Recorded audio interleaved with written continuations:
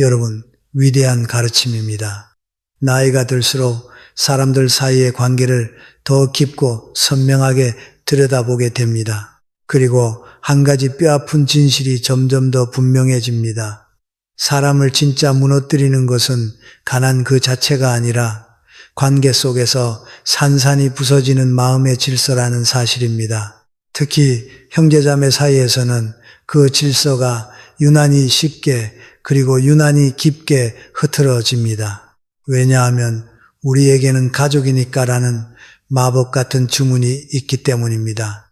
이 네 글자의 주문은 우리가 해야 할 말을 삼키게 만들고 세워야 할 선을 지우게 만들며 갚아야 할 빚을 덮어버리게 만듭니다. 그러나 덮는다고 사라지는 것은 이 세상에 아무것도 없습니다. 덮였던 문제는 시간의 무게와 함께 발효되다가 어느 날 방어막이 찢겨진 가장 약한 순간에 더 크고 치명적인 상처가 되어 폭발합니다. 독일의 사회학자이자 철학자 게오르크 진멜게은 일찍이 인간관계의 거리에 대해 탁월한 통찰을 남겼습니다. 진멜은 가까운 관계일수록 갈등의 강도는 더 커진다.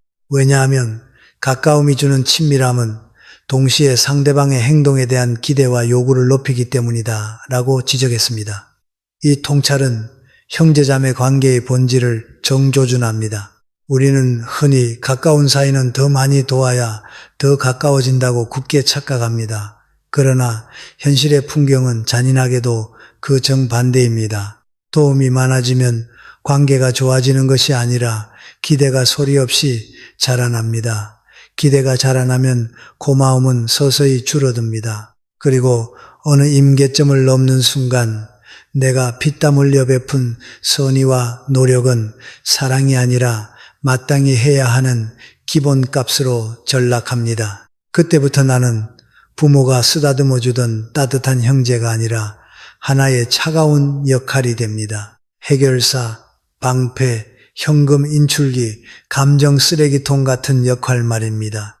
여러분은 혹시 동양 철학에서 전해지는 원문출처 이 유명한 격언을 아십니까? 수어부여 쇼유 부루 쇼류 수어부여 오소. 이건 물고기를 잡아주지만 그것보다는 물고기를 잡는 법을 가르치는 것이 낫다는 것이다. 이 6글자의 가르침 안에는 인류 역사상 가장 오래된 인간관계의 비밀이 숨어 있습니다. 내가 대신 해주는 것과 상대방이 스스로 할 수 있게 돕는 것의 차이 말입니다. 이 차이를 이해하지 못하면 사랑이라는 이름 아래 상대방의 자립을, 존엄을, 그리고 삶을 통째로 빼앗게 됩니다. 그렇다면 형제자매 사이에서 살리는 도움과 의존을 키우는 도움은 어떻게 구분할 수 있을까요? 핵심은 한 번의 도움이 다음 도움의 필요성을 줄이는가 늘리는가에 있습니다. 살리는 도움은 상대방이 다음에는 나 없이도 해결할 수 있도록 만듭니다. 의존을 키우는 도움은 상대방이 다음에도 그 다음에도 또 그 다음에도 반드시 나를 찾아오게 만듭니다. 미국의 사회복지학자 닐 길버트는 이것을 잔여적 복지 레시듀얼 웰페어와 제도적 복지 인스티튜셔널 웰페어의 프레임으로 설명했습니다. 잔여적 도움은 위기 상황에서 일시적으로 안전망을 제공하고 빠지는 것이고, 제도적 도움은 상시적으로 구조를 변화시켜 자립을 가능하게 하는 것입니다. 형제자매에게도 같은 원리가 적용됩니다. 급한 불을 꺼주는 것은 필요합니다. 그러나 매번 불을 꺼주면서 왜 불이 나는지, 어떻게 하면 불이 안 나는지를 함께 생각하지 않는다면 여러분은 영원한 소방관이 됩니다. 그리고 영원한 소방관은 결국 지쳐 쓰러집니다. 프로이트의 제자이자 정신분석학의 거목인 에릭 프롬은 그 사랑의 기술 The Art of Love에서 성숙한 사랑과 미성숙한 사랑을 이렇게 구분했습니다. 미성숙한 사랑은 나는 당신이 필요하기 때문에 당신을 사랑한다고 말한다. 성숙한 사랑은 나는 당신을 사랑하기 때문에 당신이 필요하다고 말한다. 의존을 키우는 도움은 미성숙한 사랑의 전형입니다. 상대방을 필요한 상태로 묶어두는 것이기 때문입니다. 반면 살리는 도움은 성숙한 사랑의 실천입니다. 상대방이 자유롭고 독립적인 존재로 서도록 하되 그 자유로운 상태에서 서로를 선택하는 관계를 만들어가기 때문입니다. 여러분의 형제자매에 대한 도움이 어느 쪽에 해당하는지 스스로에게 솔직하게 물어보십시오.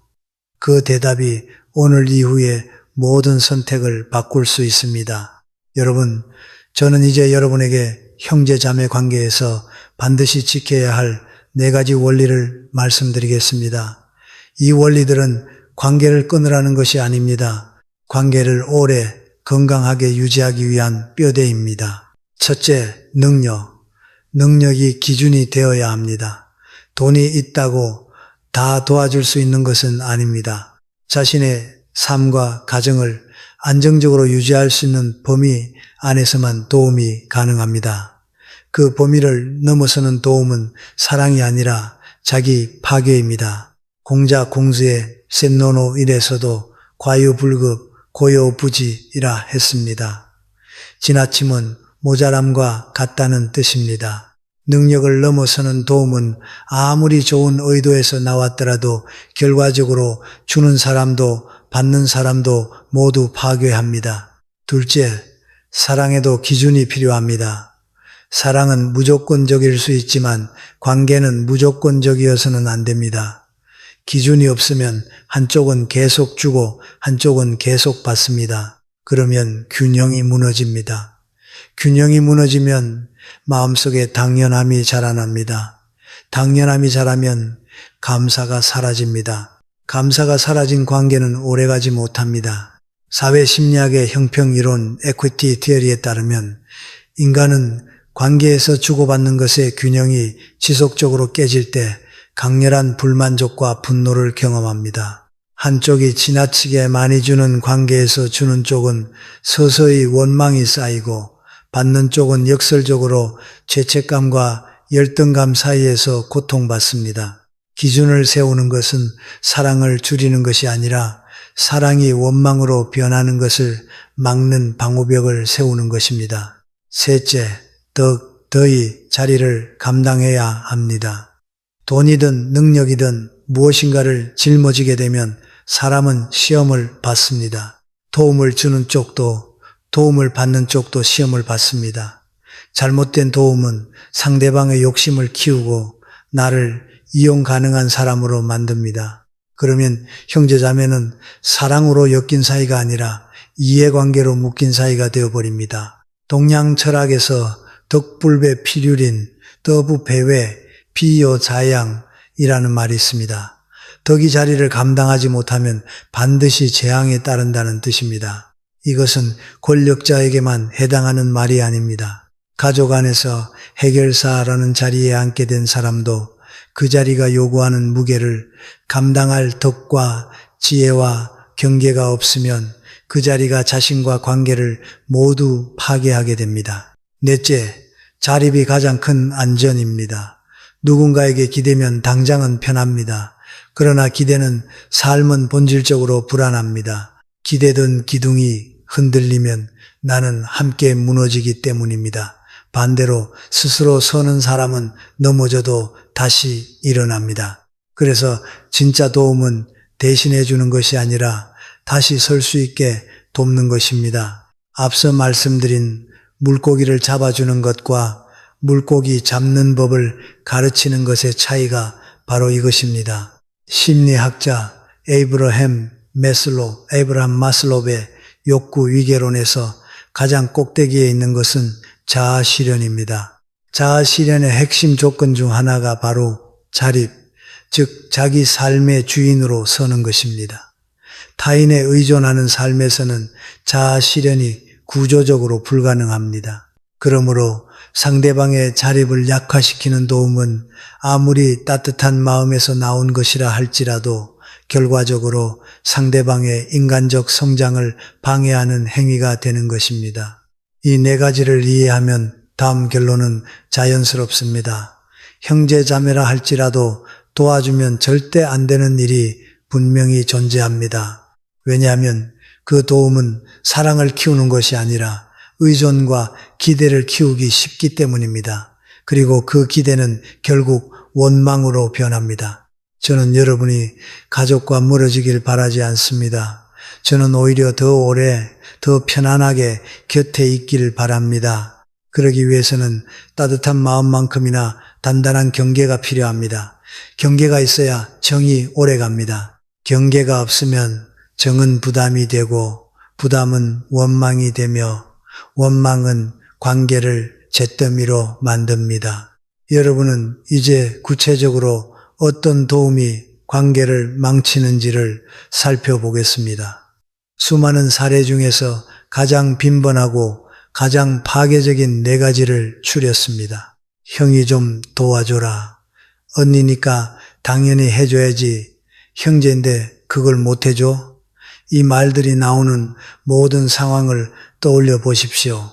그 이면에는 도움의 탈을 쓴 착취가 숨어있는 경우가 놀랍도록 많습니다.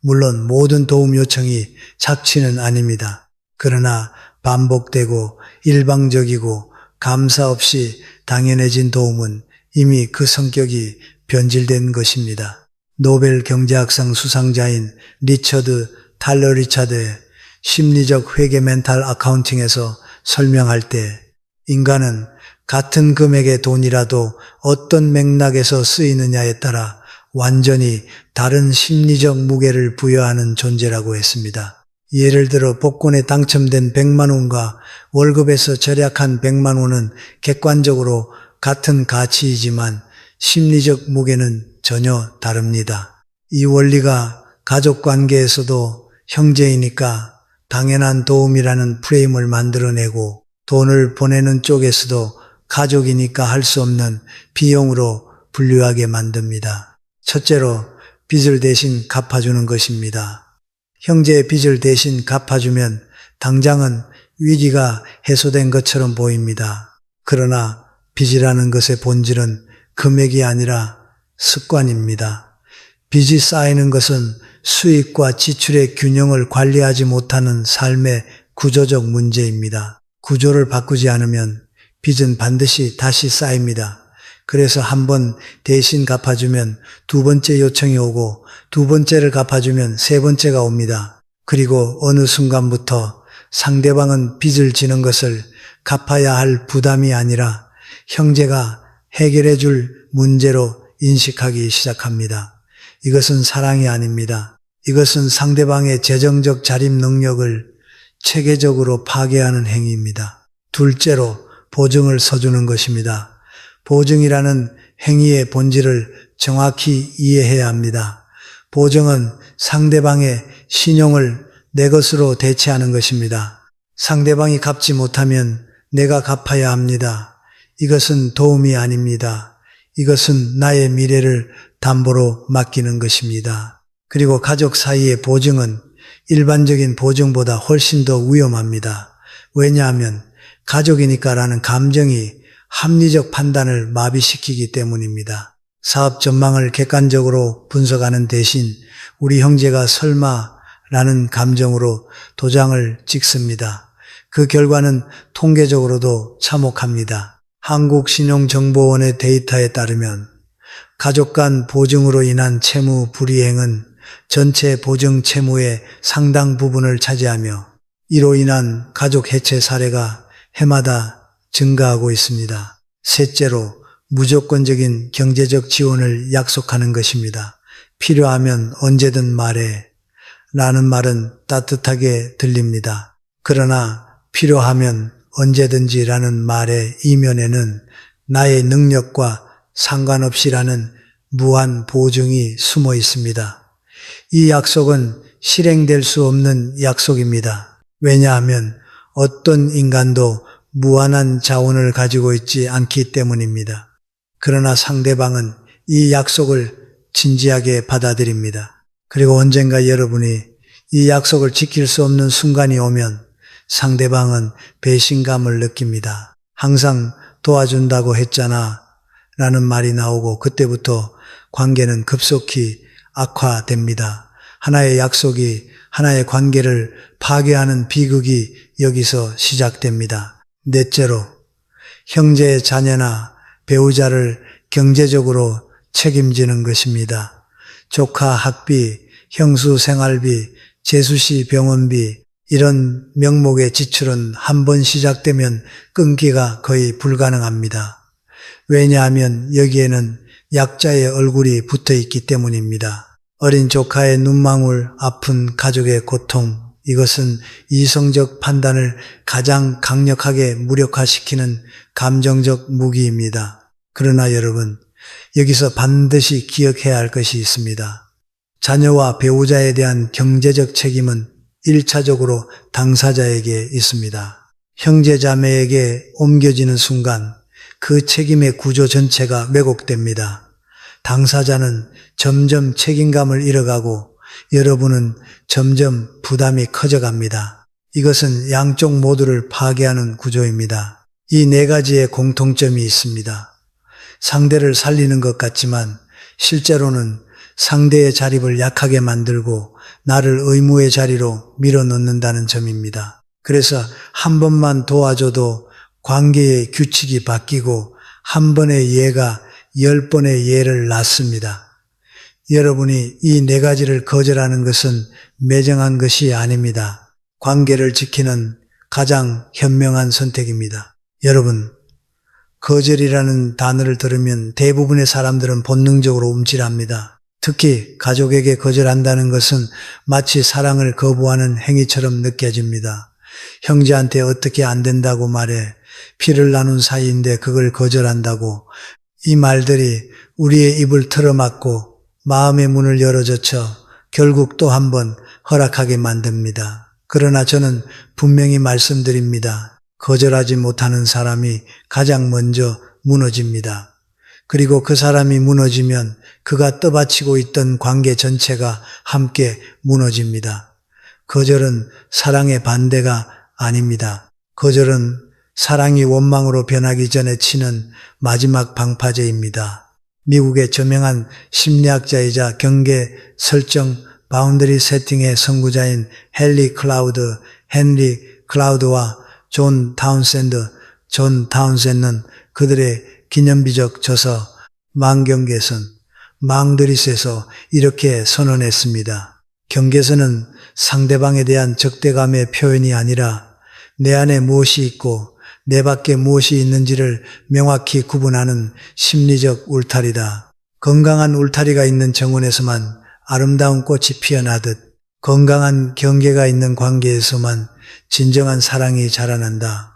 이 통찰은 형제자매 관계에 정확히 들어맞습니다. 경계가 없는 관계는 처음에는 따뜻해 보이지만 시간이 지나면 한쪽은 착취의 늪에 빠지고 다른 한쪽은 기생의 습관에 갇히게 됩니다. 그리고 양쪽 모두가 서서히 파괴됩니다. 그렇다면 구체적으로 어떻게 거절해야 할까요?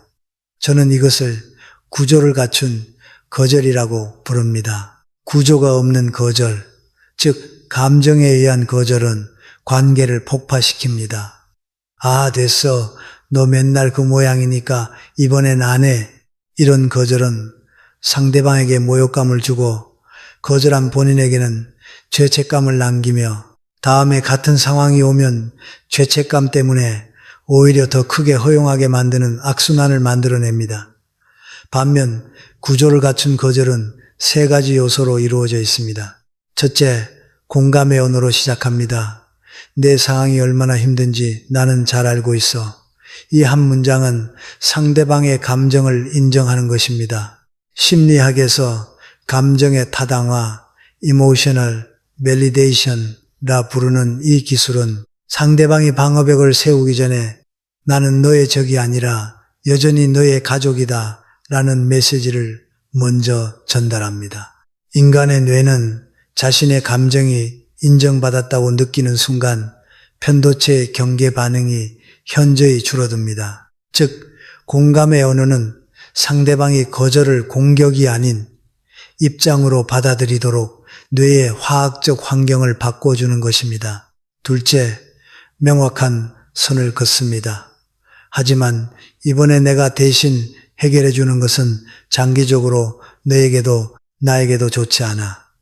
이 문장에서 핵심은 나만 위한 거절이 아니라 우리 둘 모두를 위한 거절이라는 프레임을 설정하는 것입니다. 이것은 협상학에서 공동의 이익, 프레이밍 뮤추얼 인트레스트 프레이밍이라 불리는 전략입니다. 하버드 법학대학원의 협상 프로그램 하버드 네고시에이션 프로젝트 공동 창시자인 로저 피셔와 윌리엄 유리는 Getting to Yes에서 상대방을 적으로 만들지 않으면서도 자신의 입장을 지키는 유일한 방법은 문제를 나 vs 너가 아닌 우리 vs 문제로 재정의하는 것이라고 역설했습니다. 형제에게 거절할 때도 정확히 이 원리가 적용됩니다.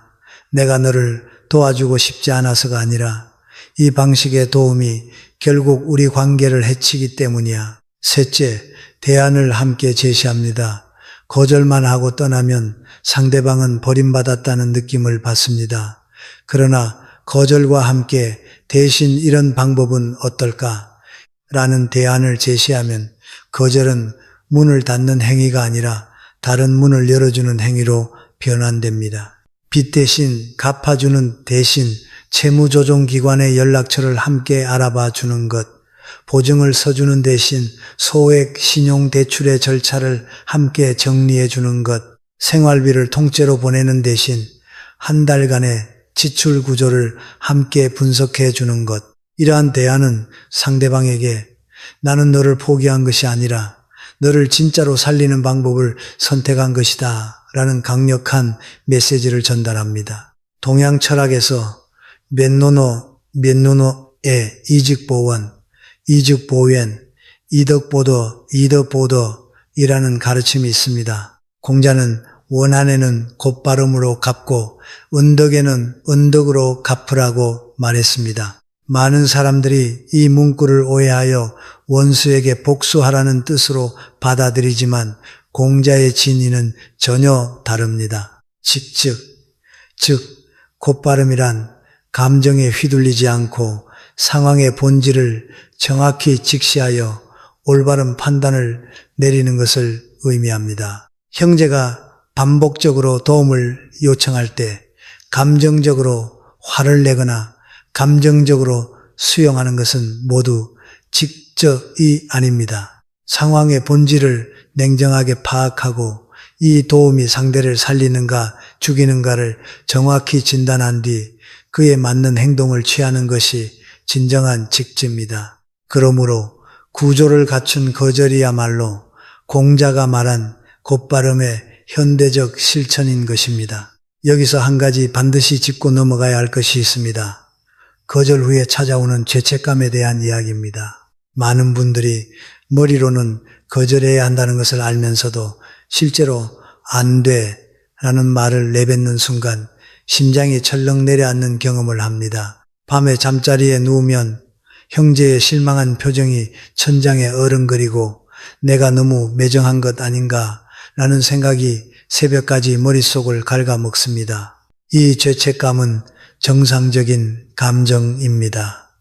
인간은 사회적 동물이기에 타인의 실망에 본능적으로 고통을 느끼도록 설계되어 있습니다. 그러나 이 죄책감의 본질을 정확히 들여다보아야 합니다. 인지행동치료의 관점에서 거절 후의 죄책감은 대부분 인지 왜곡, cognitive distortion에 기반합니다. 대표적인 왜곡이 전부 아니면 전무, all or nothing thinking, 즉 흑백 논리입니다. 내가 도와주지 않으면 나는 나쁜 형제다.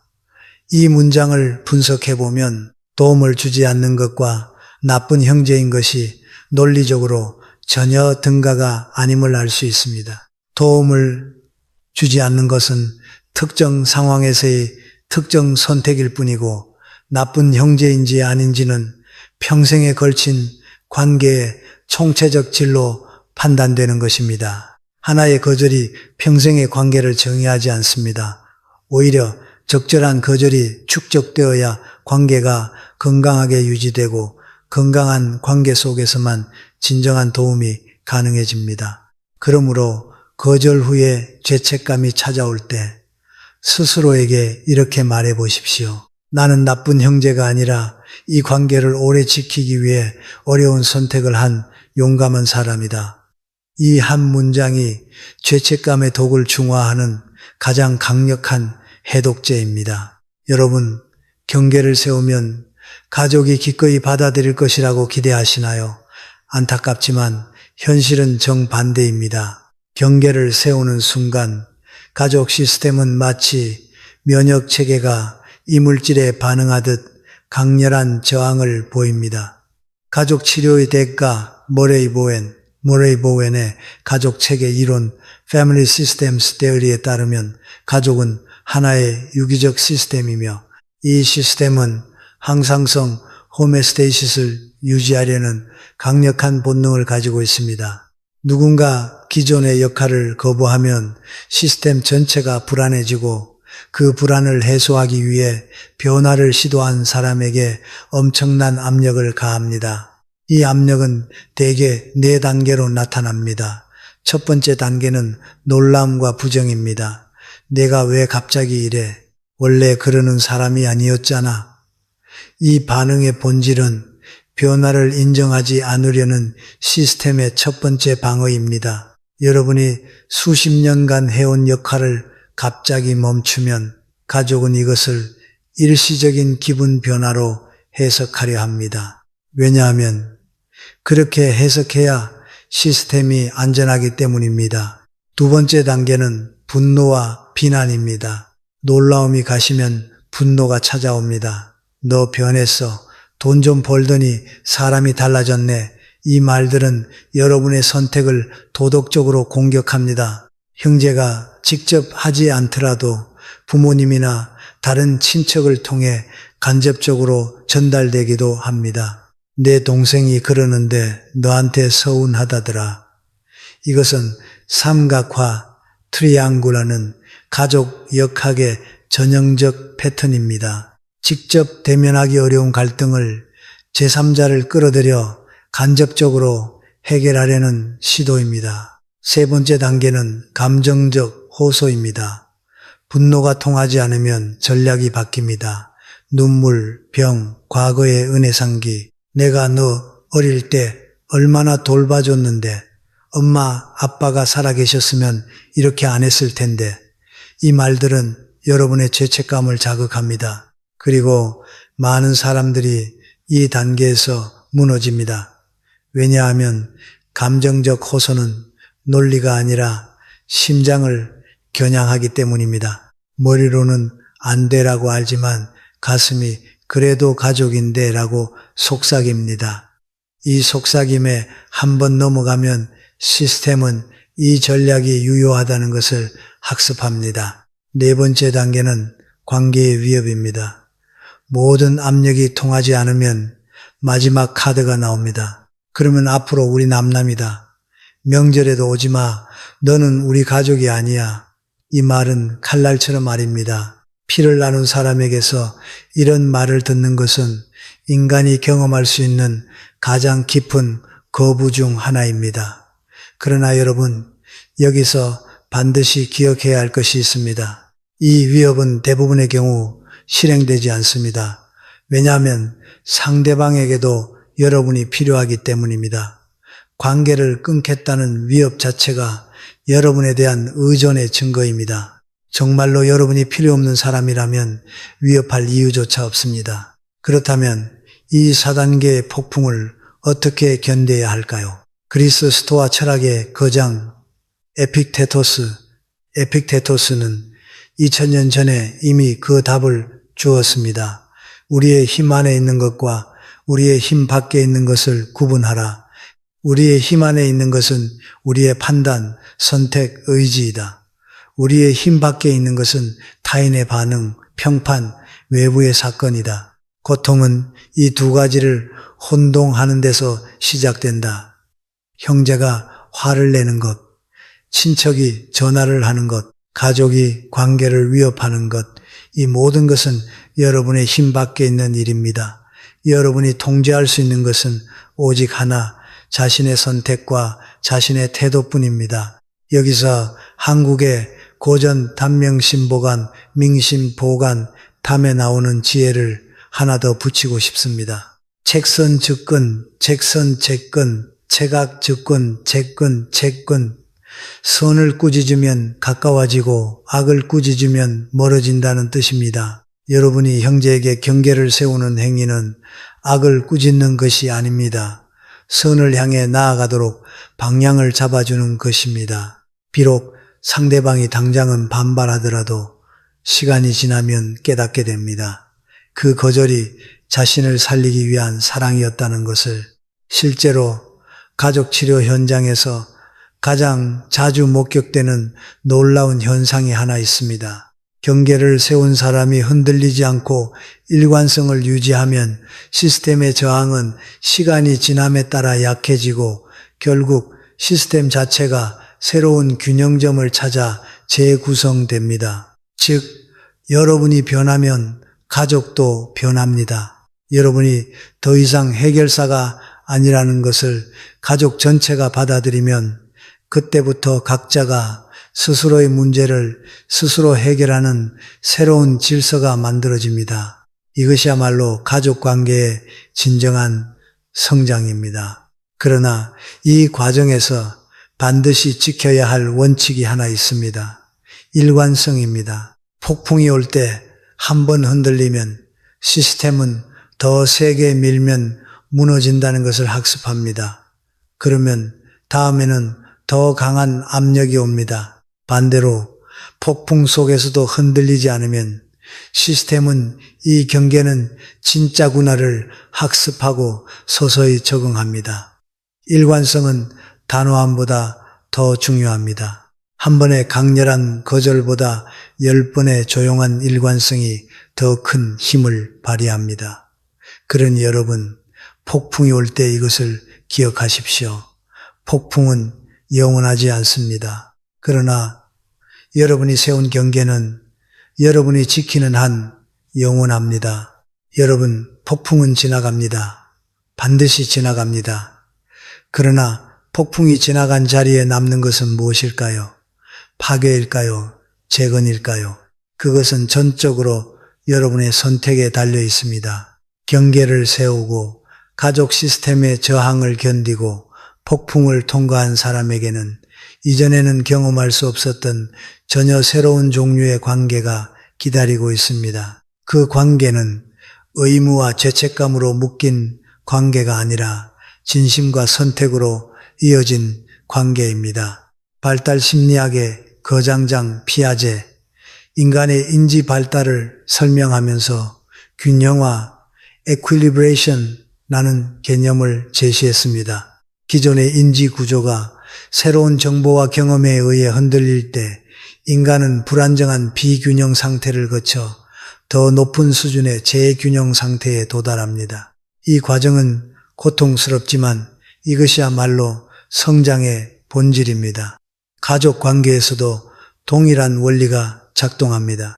오래된 역할 구조가 무너지고 새로운 경계가 세워지고 가족 구성원 모두가 혼란과 갈등을 경험하는 과정은 피아제의 비균형 상태에 해당합니다. 이 상태는 불편하지만 바로 이 불편함을 통과해야만 더 성숙하고 건강한 관계의 재균형에 도달할 수 있습니다. 그렇다면 재구성된 관계는 구체적으로 어떤 모습일까요? 3가지 특징이 있습니다. 첫째, 만남의 질이 달라집니다. 의무감으로 모이던 가족 모임이 줄어들 수 있습니다. 그러나 남은 만남의 밀도는 비교할 수 없이 깊어집니다. 이전에는 형제를 만나면 또 무슨 부탁을 할까라는 긴장이 깔려 있었다면 경계가 명확해진 후에는 그 긴장이 사라지고 순수한 대화와 정서적 교류가 가능해집니다. 빅토르 프랑클, 빅털이 스죽음의 수용소에서 Man's Search for Meaning에서 말했듯이 자유가 있는 곳에서만 진정한 만남이 가능하다. 경계라는 자유가 확보된 관계에서만 형제는 비로소 짐이 아닌 벗이 될 수 있습니다. 둘째, 감사가 부활합니다. 당연하게 받던 도움이 사라지면 처음에는 분노와 서운함이 앞서지만 시간이 지나면 과거에 받았던 도움의 무게를 비로소 느끼게 됩니다. 그동안 형이니까 당연히, 언니니까 당연히 라고 생각했던 것들이 사실은 전혀 당연하지 않았다는 것을 깨닫는 순간이 옵니다. 그 깨달음이 감사의 부활입니다. 그리고 그 감사는 이전의 형식적인 감사와는 질적으로 완전히 다릅니다. 상실을 통과한 감사, 부재를 경험한 후의 감사는 뼈에 새겨지는 감사입니다. 셋째, 각자의 성장이 시작됩니다. 여러분이 더 이상 형제의 문제를 대신 해결해 주지 않으면 형제는 두 가지 길 앞에 서게 됩니다. 하나는 스스로 문제를 해결하는 길이고 다른 하나는 다른 의존 대상을 찾는 길입니다. 어느 길을 선택하든 그것은 형제의 몫입니다. 그러나 경험적으로 가장 가까운 해결사가 물러난 후 상당수의 사람들은 놀라울 정도로 빠르게 자기 문제를 해결하기 시작합니다. 왜냐하면 인간에게는 본래 자기 치유와 자기 해결의 능력이 내재되어 있고 단지 누군가 대신해주는 환경에서 그 능력이 잠들어 있었을 뿐이기 때문입니다. 노자 라오제 넷 도덕경 도덕ging 제17장에는 이런 가르침이 있습니다. 태상하지 유지 타이상샤지 요즈 기차 친이해지 지스 친얼 유지 기차 외지 지스 외즈 기차 모지 지스 우즈 공성사수 백성계비야 자연공정서 백성제워즈란 가장 훌륭한 지도자는 백성이 그가 있다는 것만 아는 지도자이며 일이 이루어지면 백성이 우리가 스스로 한 것이다 라고 말하게 하는 지도자라는 뜻입니다. 이것은 가족관계에도 그대로 적용됩니다. 가장 좋은 형제자매는 모든 것을 대신해 주는 사람이 아니라 상대방이 스스로 해냈다고 느낄 수 있도록 조용히 곁에 있어주는 사람입니다. 여러분이 경계를 세우고 한 발 물러난 것은 가족을 버린 것이 아닙니다. 가족이 스스로 서도록 빈자리를 만들어 준 것입니다. 그 빈자리에서 형제의 진짜 힘이 싹트기 시작합니다. 여러분, 우리는 앞서 형제 자매에게 해주면 안 되는 도움, 거절의 기술, 그리고 경계를 세운 후의 폭풍에 대해 이야기했습니다. 그러나 여기서 한 가지 오해가 생길 수 있습니다. 그러면 아무것도 해주지 말라는 것인가? 아닙니다. 절대 아닙니다. 저는 도움을 주지 말라고 말하는 것이 아닙니다. 도움의 형태를 바꾸라고 말하는 것입니다. 의존을 키우는 도움에서 자립을 키우는 도움으로, 물고기를 잡아주는 도움에서 낚싯대를 건네는 도움으로 전환하라는 것입니다. 경제학자이자 사상가인 E.F. 슈마허 슈마는 그의 기념비적 저서 M 작은 것이 아름답다 Small is Beauty에서 중간 기술 Intermediate Technology라는 혁명적 개념을 제시했습니다. 선진국이 개발도상국을 도울 때 최첨단 기술을 그대로 이식하면 오히려 의존만 키우고 자생력을 파괴합니다. 반면 현지 사람들이 이해하고 스스로 유지 발전시킬 수 있는 적정 기술을 전달하면 그 기술이 뿌리를 내리고 자체적인 성장의 동력이 됩니다. 이 원리는 형제자매 관계에서의 도움에도 정확히 적용됩니다. 상대방이 소화할 수 없는 큰 도움, 즉 거액의 돈이나 전면적인 문제 해결은 의존만 키웁니다. 반면 상대방이 스스로 활용하고 발전시킬 수 있는 적정 수준의 도움은 자립의 씨앗이 됩니다. 그렇다면 자립을 돕는 도움은 구체적으로 어떤 형태를 취해야 할까요? 세 가지 원칙을 제시합니다. 첫째, 정보를 줍니다. 돈 대신 정보를 제공하십시오. 빚 문제로 고통받는 형제에게 돈을 보내는 대신 개인 회생제도, 채무조정 프로그램, 무료 법률 상담센터에 정보를 정리해서 보내십시오. 취업이 안 되는 형제에게 생활비를 대는 대신 직업훈련 프로그램, 자격증 취득과정, 창업지원센터에 정보를 모아주십시오. 정보는 물고기가 아니라 낚싯대입니다. 정보를 받은 사람은 그 정보를 활용하여 자신의 문제를 스스로 해결해 나가는 과정에서 자립의 근육이 단련됩니다. 반면 돈을 받은 사람은 돈이 떨어지면 다시 같은 자리로 돌아옵니다. 둘째, 감정적 지지를 보냅니다. 돈은 보내지 않더라도 마음은 보낼 수 있습니다. 지금 네가 힘든 거 알아. 네가 이 상황을 헤쳐나갈 수 있다고 나는 믿어. 이 한마디가 100만 원보다 더 큰 힘이 될 수 있습니다. 인본주의 심리학의 창시자 칼 로저는 무조건적 긍정적 존중, unconditional positive regard이라는 개념을 제시했습니다. 상대방의 행동이나 선택을 조건 없이 판단하지 않고 그 존재 자체를 존중하고 신뢰한다는 태도입니다. 형제가 어려운 상황에 있을 때 돈으로 문제를 대신 해결해 주는 것은 역설적으로 너는 혼자서는 못해 라는 불신의 메시지를 담고 있습니다. 반면 너라면 할 수 있어 라는 감정적 지지는 너의 능력을 믿는다는 존중의 메시지를 담고 있습니다. 전자는 의존을 키우고 후자는 자존감을 키웁니다. 셋째, 기회의 문을 열어줍니다. 직접적인 물질적 도움 대신 기회를 연결해 주십시오.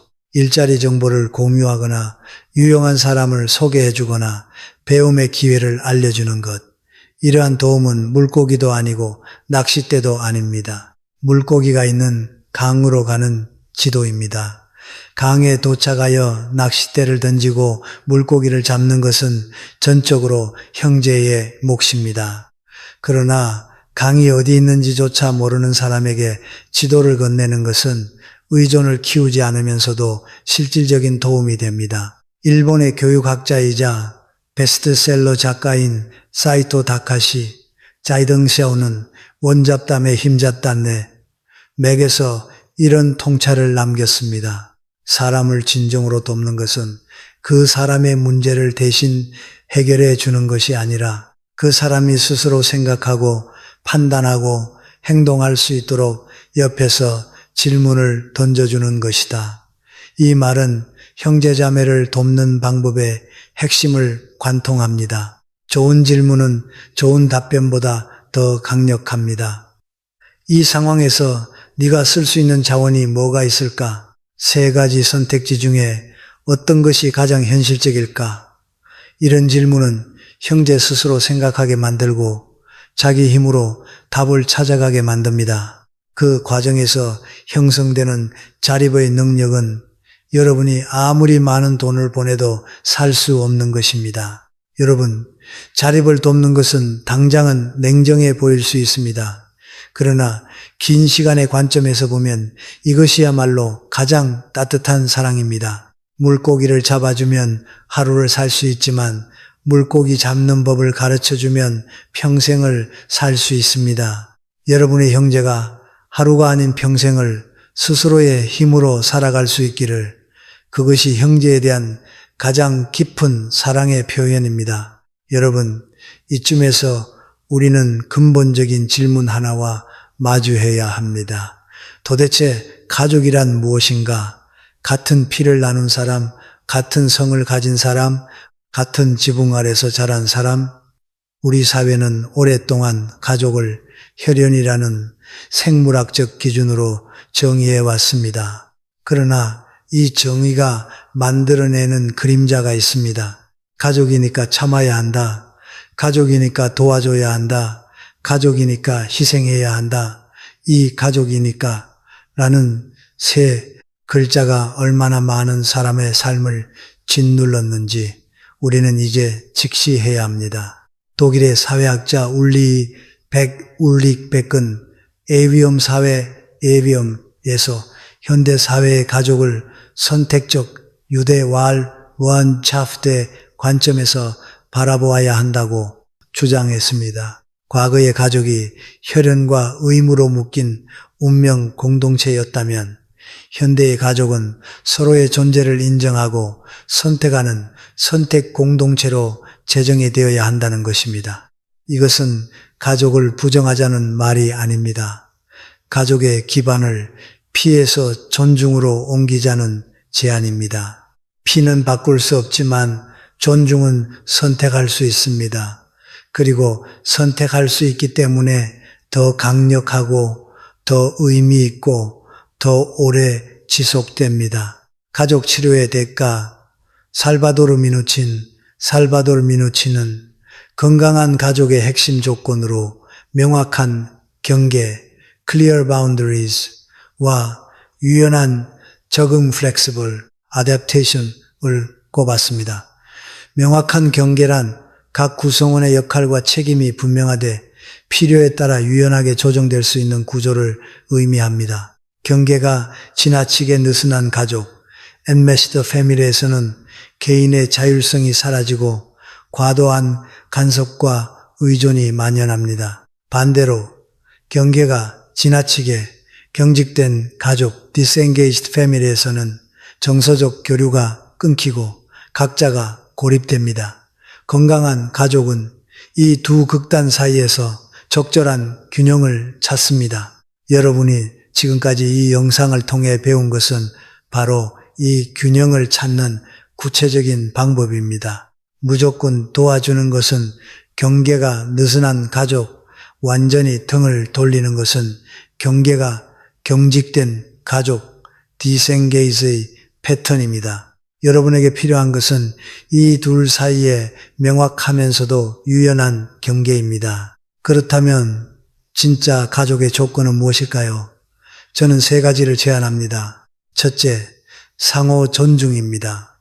진짜 가족은 서로의 선택과 경계를 존중합니다. 내가 안 된다고 했으니 그 이유가 있겠지라고 말할 수 있는 관계, 그것이 존중입니다. 반대로 가족인데 그것도 못해줘 라고 압박하는 관계는 아무리 피가 가까워도 진정한 가족의 조건을 충족하지 못합니다. 둘째, 상호 선택입니다. 진짜 가족은 매일 서로를 다시 선택합니다. 의무감 때문이 아니라 함께하고 싶기 때문에 만나고 연락하고 마음을 나눕니다. 이것은 결혼관계에서도 마찬가지입니다. 결혼식에서 한번 서약한 것으로 끝나는 것이 아니라 매일 아침 오늘도 이 사람과 함께하겠다는 선택을 반복하는 것이 진정한 결혼입니다. 형제 자매 관계에서도 마찬가지입니다. 같은 부모에게서 태어났으니까 형제다가 아니라 이 사람을 나의 형제로 존중하고 대하겠다는 선택이 있어야 진정한 형제입니다. 셋째, 상호 감사입니다. 진짜 가족은 서로에게 감사할 줄 압니다.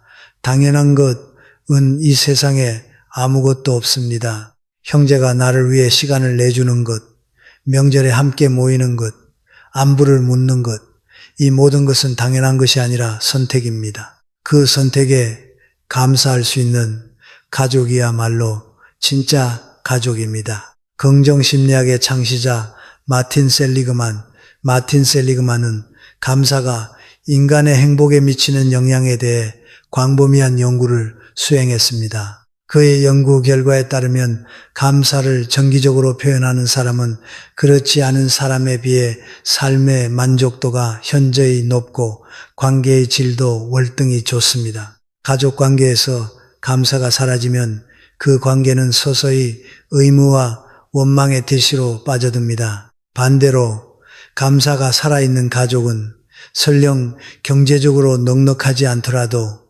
관계의 풍요함 속에서 살아갑니다.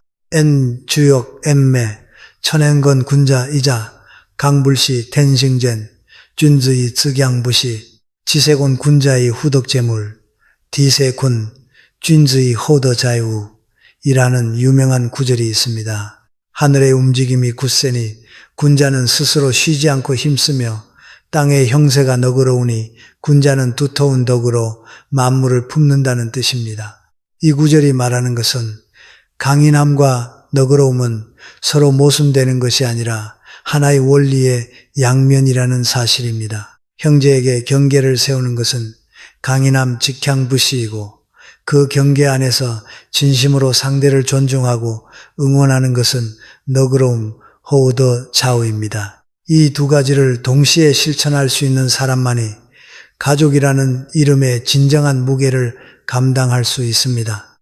여러분, 위대한 가르침과 함께한 이 긴 여정의 마지막 장에 도착했습니다. 우리는 함께 많은 것을 살펴보았습니다. 가족이라는 이름 아래 무너지는 마음의 질서, 살리는 도움과 의존을 키우는 도움의 차이, 관계를 지키는 네 가지 원리, 형제자매에게 절대 해주면 안 되는 도움, 거절의 구조, 경계를 세운 뒤 찾아오는 폭풍, 폭풍 이후의 재구성, 자립을 돕는 진정한 방법, 그리고 가족의 재정의까지 이 모든 이야기의 핵심을 하나의 문장으로 압축한다면 이것입니다.